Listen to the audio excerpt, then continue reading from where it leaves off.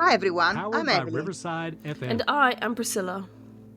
Welcome to the very first episode of Tales from the Whiteboard, the podcast where we share the real life journey of becoming a teacher, the highs, the lows, and everything in between. We're both enrolled in initial teacher training, primary, and we know how overwhelming and exciting the whole process can be, especially before you even get into training. So today, we're starting right at the beginning. Yep, before the classroom, before the essays, and the lesson plans. We are talking about why we chose to teach in the first place and what our lives look like before applying.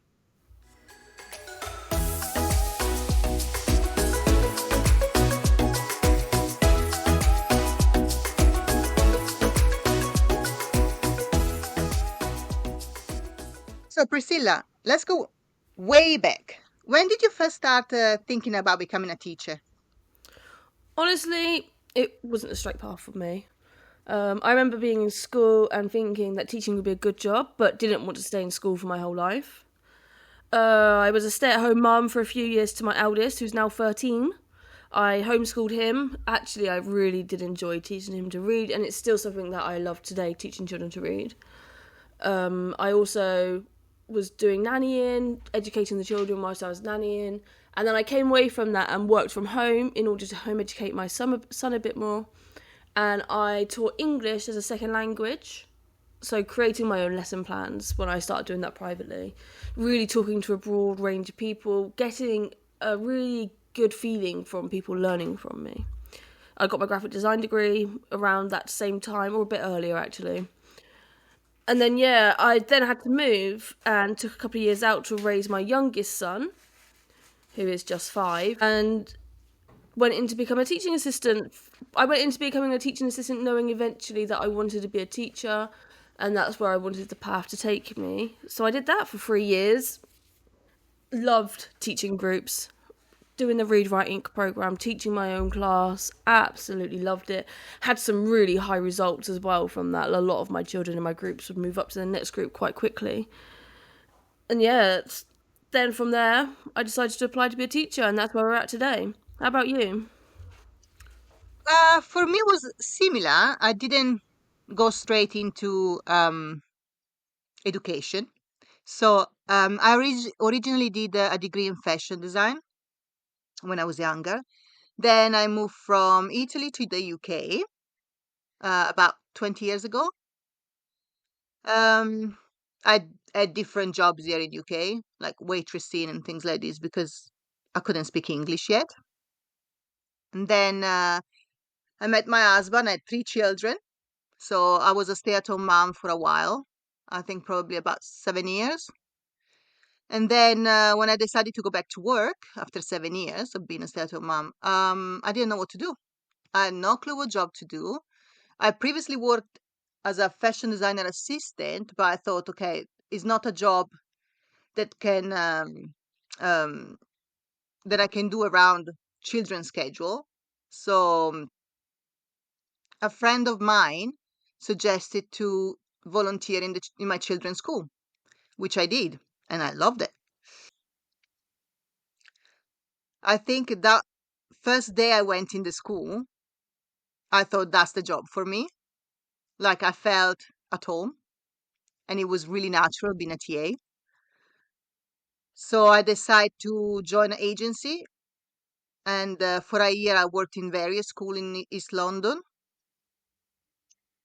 And then they sent me to the school I'm working now, my current school. And when I went in that school, I was like, I find my place. I was in love with the school.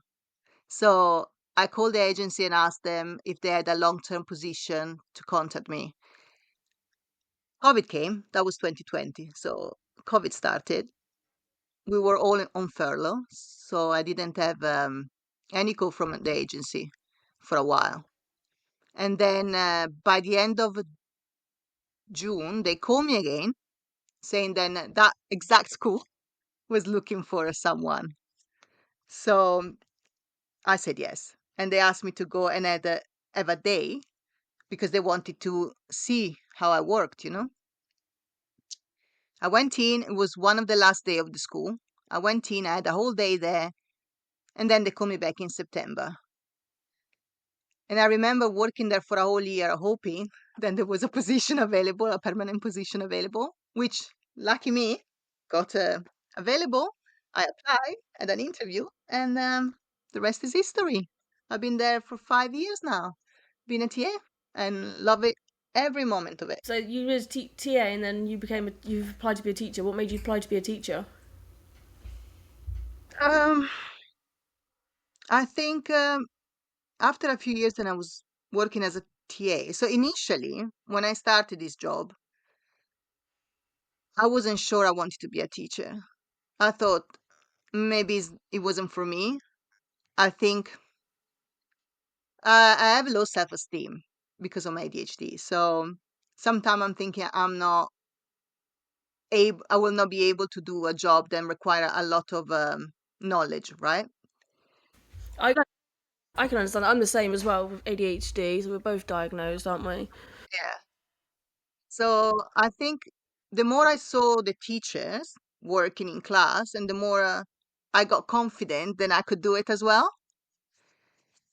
So I decided to apply, and that was a long road for me anyway. What about you? Why did you decide to become a teacher? I think because I guess across many schools, TAs are left to manage a lot of the misbehaviour, aren't they? The behaviour that isn't really wanted within Yes, schools. yes. And I've got a bit tired of that, if I'm honest. I really want to be at the front of the classroom, teaching the class, delivering the information. But like you, I still am very worried about the paperwork side of things, how I'm going to manage all of that. My organisational skills are poor, to say the least. Just true. Thanks. um, so yeah, I am still very worried about that. But yeah, I just want to get away from the teaching assistancy side of it. As nice as it's been, and as much as I've really enjoyed it, I've created some lovely relationships with the children. I just think it's time for the next step, really. Like 3 years is a long time to be doing the teaching assistant.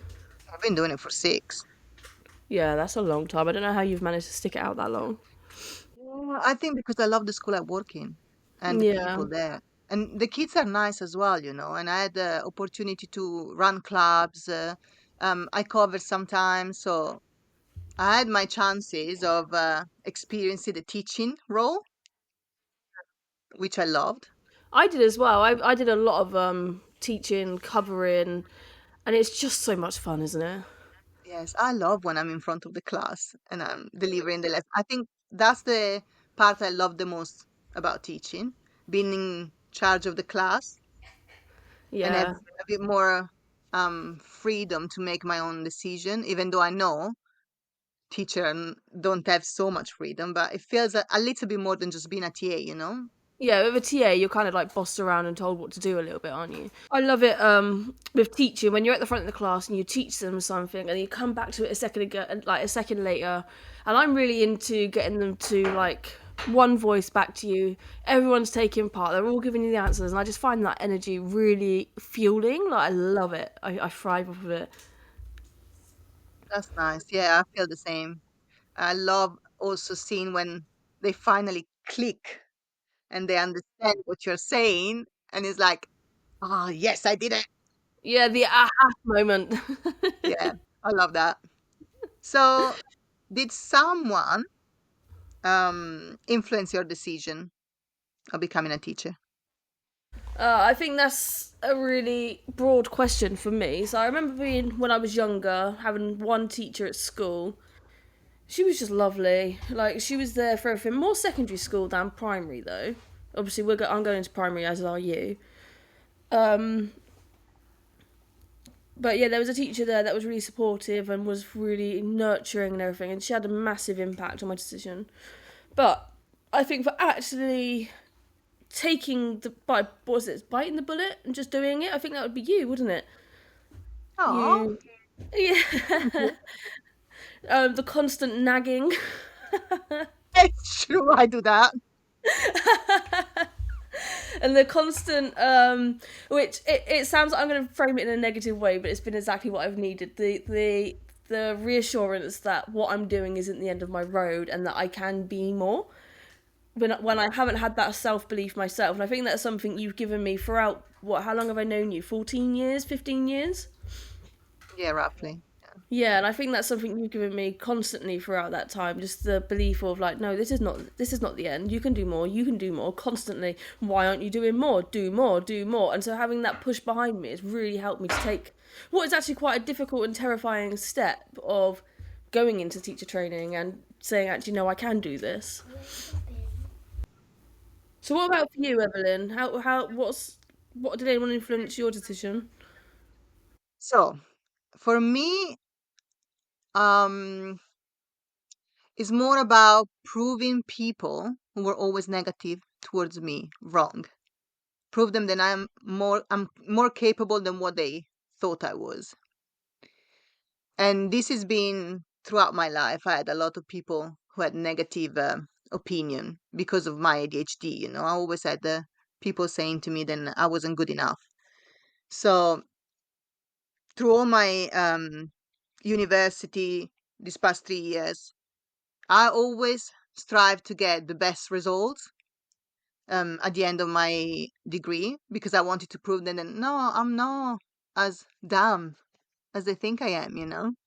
And even through my university, I had friends of my mom asking how am I going through uni in a different language. I'm like, you know, I can do it. That is incredible that you've done a 3 year uni degree in a different language and aced it. Thank you. So that was one of the things. And also, to be honest, I wanted to be a primary school teacher when I was 10 years old. And I remember that day like it was yesterday. I wasn't good at school back then at all. And I didn't like going to school. And I remember telling my mom, oh, I would like to be a primary school teacher when I grow up. And my mom answer was, there is a lot to study. You need to go to uni and you're not good at school. So I think that's not for you. So now, working in school, I was like, I need to prove her wrong. this is not this is not true. I can do this. And so that gave me the confidence to try. And also, I always talk to you. And you always say to me that I'm good enough, then I can do Wow. things. So you always help me. So thank you, Sila. Oh, thank you, Evelyn. You've done. Yeah, we both help each other, isn't it? We are here for each other's support network, and we're going to be here through the whole year, aren't we? Of course. We're both gonna be in year 3, so we're gonna support each other throughout the study anyway. Yeah, 100%. I'm really excited.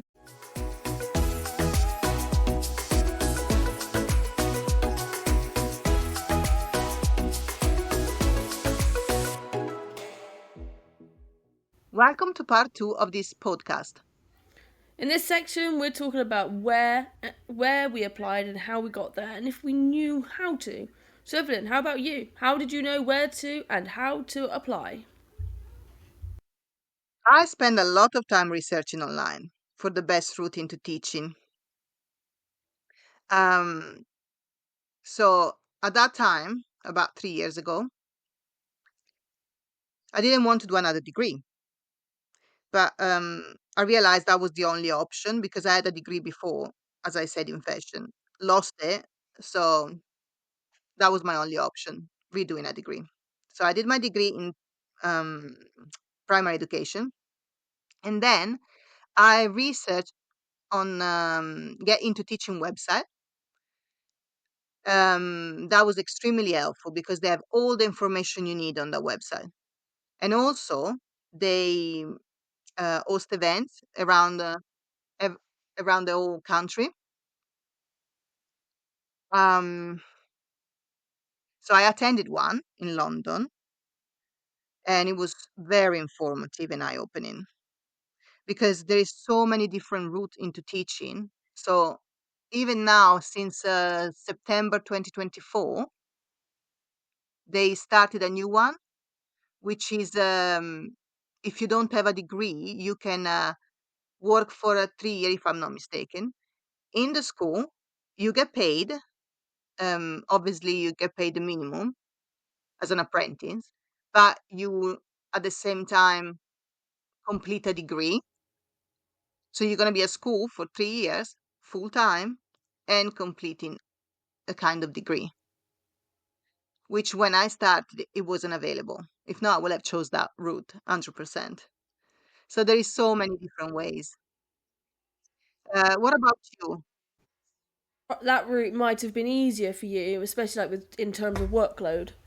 Yeah, definitely, definitely. But it wasn't available. This is something the DFE just started, so it's a shame. But it is an option now for people.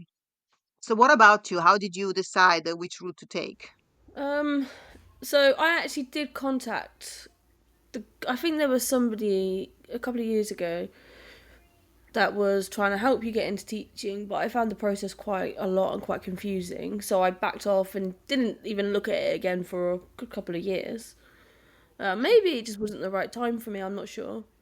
And then I actually came home out of work for a little while, and during that time I applied to be a HLTA in another school, which is actually the school I'm going to do the teacher training in. I loved the school so much.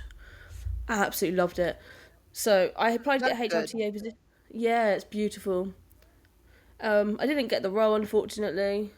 And then I was still applying. I was still applying around places, trying to get another role in a different school, just fancying a bit of a change. And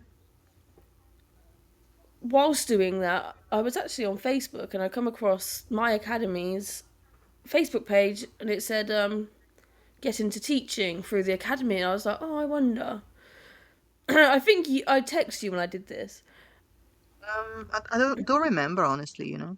Yeah, well, I just clicked it, filled it all out, and then got to the personal statement part and just I started, but I left it there. I think you helped me with the personal statement, and I just applied just randomly like that. I knew eventually that I did want to get into teaching, and that was where my path was going.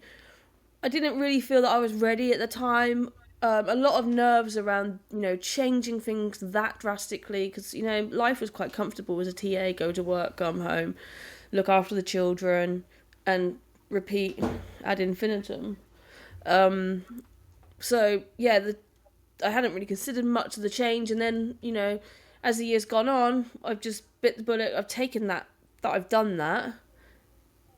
And I've gone through the academy that way and got into teaching that way. And it's proven to be really good because I know a lot of the staff already. I've managed to make quite good connections at my new school already. I've been there for an induction day. And, I feel like I've got a bit of a footing in, and hopefully that's going to help me with the next year ahead. Oh, that sounds amazing. Yeah, it's been a really positive. Can you talk a little bit more about the Get Into Teaching event that you went to? Because I myself, I never went to any events or anything. Yes, so you need to book yourself in online, and then when you get there, they register you in. They have a conference room where they talk about different providers. Then you can find. They talk about the whole process of how to apply, what do you need, what certificate do you need. They talk about all of that in this conference, and you can ask questions. And the conference is about 40 minutes to an hour. So through the whole day, they have different session, yeah, where you can go and attend the conference. After that, um, we went downstairs. So it was on 2 floor in this building, and downstairs they have all the teacher training provider. So you could go and talk to them, and they give you all the information you need. So I went to a few, and I remember I set my heart on one specific one because they were very supportive of ADHD. They were looking for a neurodivergent teacher to represent the neurodivergent community in the class. So I was really set on them. But back then, things they change now. This teacher training provider only accepted people who gain a first in their degree, which I didn't think I could get that. And also, they don't accept, for primary, they don't accept degree of education. So if you have a degree in education, you can't apply. And if you apply, it's only for early years. And so that made me really sad, because I really love the vibe I was getting from this provider. But then I had a plan B anyway, which I didn't choose any at the end. None of the provider I had chosen is the one that actually I went for. And the one I'm currently enrolled in, it was actually one of my colleagues who just finished her ECT years. She actually told me, "Oh, look, there is this provider in East London that cover all of the East London schools, and it's really good." But I'm glad I went to this event because I got to understand better how the teacher training works. So you said you didn't go to any, so No, I didn't. I was just. I'm a bit like the way I am personally is quite spontaneous, quite hard to pin down. I think would describe me yeah, quite well. yeah, you are quite spontaneous, honestly. Yeah, Which I instead look for things and research for hours before I make a decision. yeah. I'm completely opposite to that. I just Yeah, make a decision that's and my run with autism it. part, you see. Yeah. So then I need to research forever. Why did you decide to apply for a PGCE with the QTS? And can you explain what a PGCE is and what a QTS is for people like me who are not from this country and don't know all these acronyms? You've done really well with the acronyms, by the way. So a PGCE stands for Postgraduate Certificate in Education, which you can complete after you gain a BA, Bachelor of Art, or BSc, which is a Bachelor of Science. I got a Bachelor of Art in Graphic Design, and my route seems a bit quicker compared to yours, just because I did my degree a few years ago rather than now. You've done yours now. Yeah. I applied for a PGCE with a QTS, which qualified teacher status, because it allows you to go on later and get a master's degree if that's what you so desire to do. I like to have all the doors open to allow for my spontaneous nature. So then I know that later on, if I just want to get up and do something randomly, I can just do it. The QTS as well, you have to have that to teach in England. You have to be able to prove that you can adapt lessons to children of different abilities and you can reach all the children's needs within a class.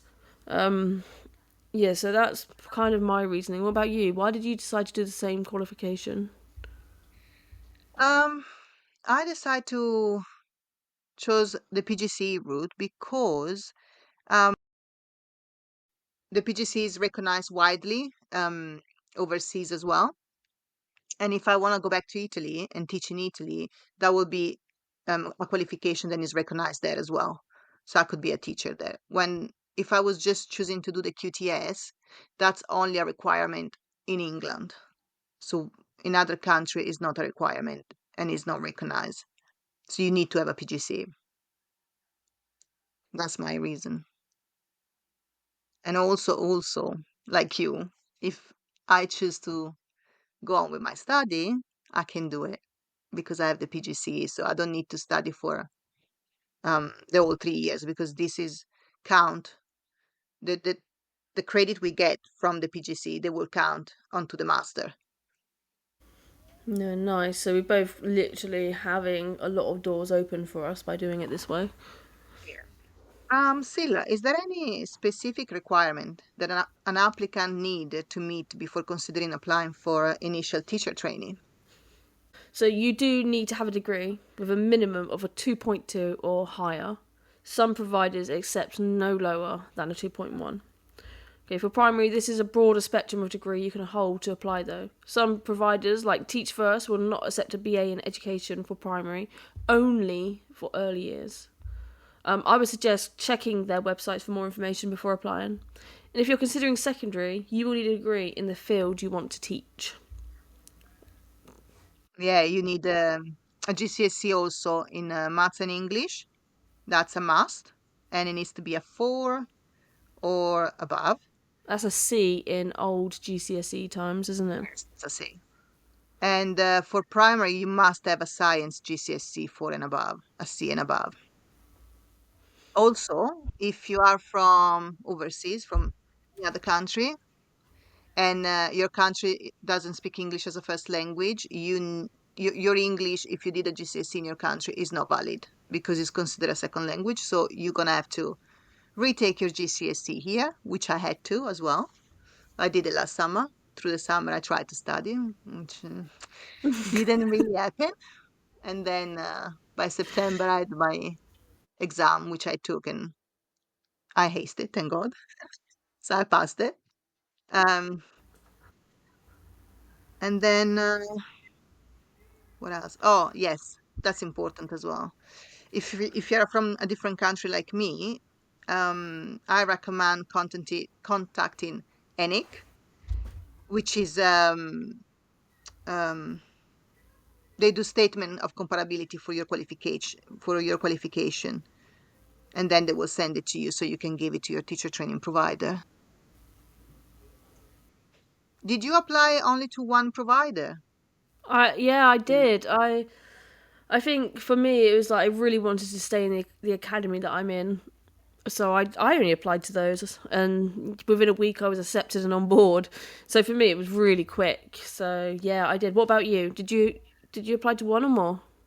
I applied to three, Three. but Wow. contacted four.